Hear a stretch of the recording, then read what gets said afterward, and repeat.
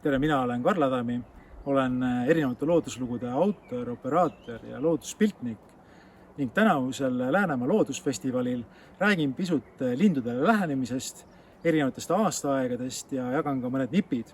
Tulge kuulama, loodus laeb!